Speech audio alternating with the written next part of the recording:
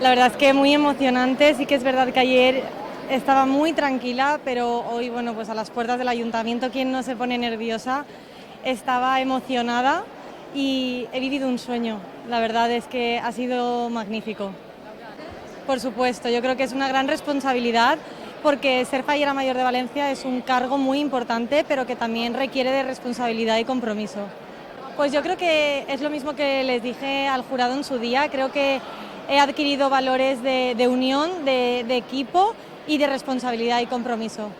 Pues nada, que aquí en Las Fallas no hacemos distinción, que a la vista está y que si hay que romper barreras, pues adelante y dar más visibilidad, por supuesto. No, en absoluto, porque me considero que hago vida normal, así lo ha visto el jurado y es que es lo que reflejo.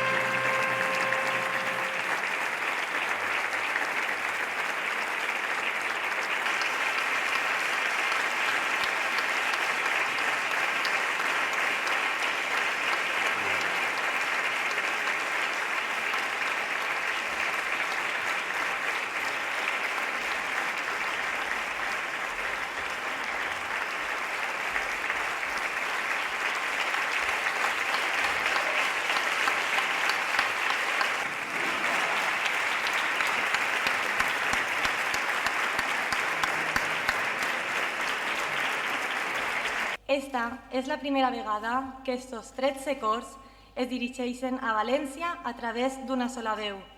13 cors que des del dia 30 de setembre bategen a un mateix ritme. Teniu l'oportunitat de representar. Però la singularitat de les falles, eixes vivències íntimes, la que ajuda a teixir eixe llegat que anomenem patrimoni a tantes i tants professionals vinculats a la festa de les falles, que amb el seu esforç i dedicació